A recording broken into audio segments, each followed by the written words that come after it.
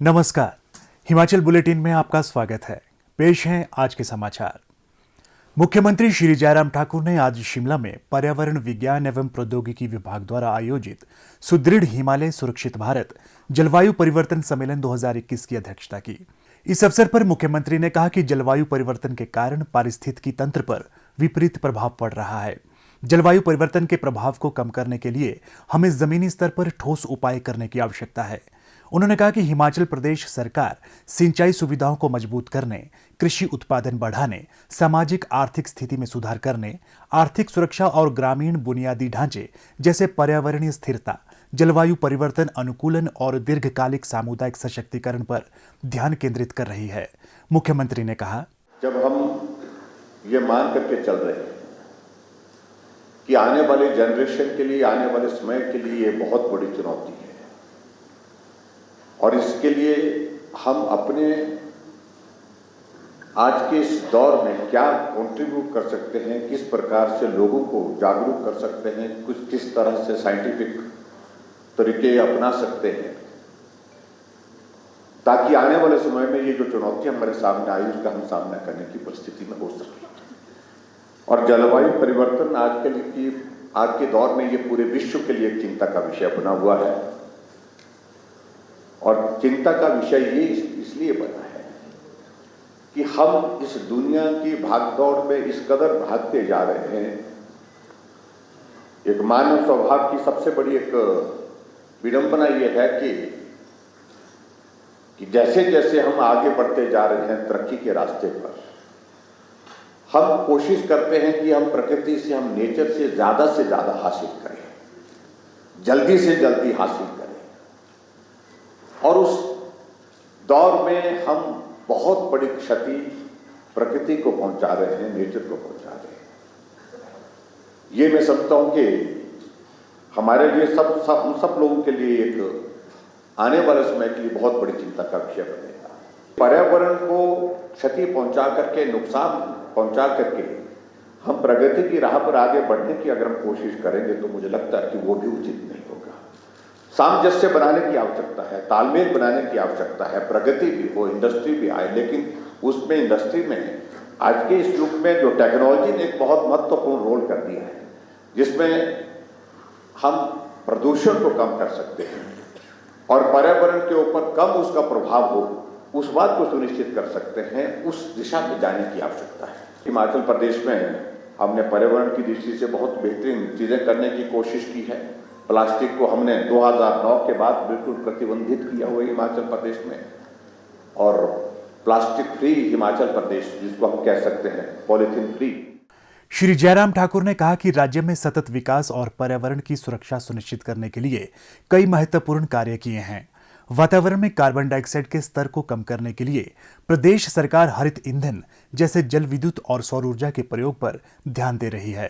उन्होंने कहा कि प्रदेश जल विद्युत संसाधनों में बहुत समृद्ध है और भारत की कुल क्षमता का लगभग 25% हिमाचल प्रदेश में है।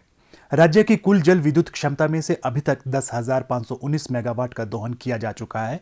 उन्होंने कहा कि वायु प्रदूषण को कम करने के लिए प्रदेश में शीघ्र ही राज्य स्वच्छ ईंधन नीति लाई जाएगी। मुख्यमंत्री ने कहा कि जलवायु परिवर्तन की समस्या से निपटने के लिए सामूहिक प्रयास करने की आवश्यकता है। हमें सार्थक ग्लोबल वार्मिंग कानून का समर्थन करना होगा तथा बिजली संयंत्रों की ऊर्जा दक्षता में सुधार के साथ साथ नवीकरणीय ऊर्जा स्रोतों का उपयोग भी बढ़ाना होगा। इस अवसर पर मुख्यमंत्री ने ऑनलाइन माध्यम से डिजिटल जलवायु परिवर्तन संदर्भ केंद्र का शिलान्यास भी किया। इस अवसर पर मुख्यमंत्री ने सीसी एवं डीआरआर पर नॉलेज नेटवर्क के लिए दिशा निर्देश भी जारी किए। उन्होंने जलवायु परिवर्तन पर राज्य कार्य योजना भाग 2 और हिमाचल प्रदेश में CAFRI कार्यक्रम भी लॉन्च किया। आज शिमला में मुख्यमंत्री श्री जयराम ठाकुर से भारत में जर्मनी के राजदूत श्री वॉल्टर जे लिनियर ने भेंट की। ये एक शिष्टाचार भेंट थी। मुख्यमंत्री श्री जयराम ठाकुर से आज शिमला में छठे राज्य वित्त आयोग के अध्यक्ष श्री सतपाल सिंह सत्ती के नेतृत्व में ऊना विधानसभा क्षेत्र के एक प्रतिनिधिमंडल ने भेंट की।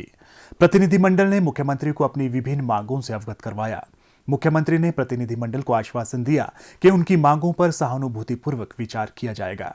मुख्यमंत्री श्री जयराम ठाकुर ने आज मंडी स्थित पड्डल मैदान में आगामी 27 दिसंबर 2021 को प्रदेश सरकार के 4 वर्ष पूर्ण होने के अवसर पर प्रस्तावित प्रधानमंत्री श्री नरेंद्र मोदी की रैली की तैयारियों का जायजा लिया। मुख्यमंत्री ने संबंधित अधिकारियों को इस रैली की सभी तैयारियां समयबद्ध पूर्ण करने के निर्देश दिए ताकि इसे एक ऐतिहासिक अवसर के रूप में याद रखा जा सके। उन्होंने आयोजन के दौरान यातायात प्रबंधन के लिए प्रभावी कदम उठाने के भी निर्देश दिए ताकि आम लोगों को किसी भी तरह की असुविधा का सामना न करना पड़े। श्री जयराम ठाकुर ने इस अवसर पर आयोजित होने वाले ग्राउंड ब्रेकिंग समारोह के लिए भी सभी आवश्यक प्रबंध करने के निर्देश दिए। मुख्यमंत्री श्री जयराम ठाकुर ने आज मंडी में मेरी ब्यास जीवन की आस समारोह में आयोजित ब्यास आरती में भाग लिया। ये आयोजन राज्य जल शक्ति विभाग द्वारा नदी उत्सव आजादी का अमृत महोत्सव के अंतर्गत किया गया। इसके उपरांत पत्रकारों से अनौपचारिक बातचीत करते हुए मुख्यमंत्री ने कहा, यहाँ बहुत खूबसूरत आरती आज व्यास नदी के किनारे में हुई है, व्यास पूजन के नाम से। और जैसे कहा गया कि मेरी ब्यास सबकी आस, मुझे लगता है कि नदी का संरक्षण करने का ये अवसर है और हम सब लोगों को नदियों को स्वच्छ रखने के लिए काम करना चाहिए। और जिस प्रकार से आज हमने जो शब्द यहाँ पर सब लोगों ने ली कि हमारा ये दायित्व तो बनता है कि हम नदी को स्वच्छ रखें, कूड़ा कचरा इसमें ना फेंकें, अगर गंदगी इसमें फेंकी तो उसको साफ करने के लिए प्रयत्न करें। ये मुझे लगता है कि आज की तारीख में स्वच्छता की दृष्टि से भी एक बहुत बड़ा संदेश है और उसके साथ साथ में व्यास नदी के प्रति हमारी एक आस्था, एक श्रद्धा और ऋषि मुनियों के प्रति, देवी देवताओं के प्रति जो आस्था और श्रद्धा है उसकी भी पूर्ति करता है।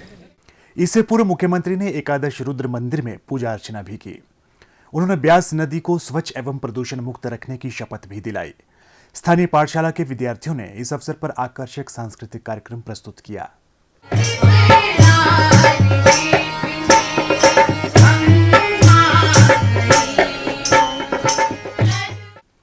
स्वास्थ्य एवं परिवार कल्याण विभाग द्वारा दोपहर 2 बजे जारी बुलेटिन के अनुसार प्रदेश में कोरोना संक्रमण की जांच के लिए आज 1813 लोगों के सैंपल लिए गए, जिनमें से 139 लोगों की रिपोर्ट नेगेटिव पाई गई है, जबकि 1669 लोगों की रिपोर्ट आना बाकी है।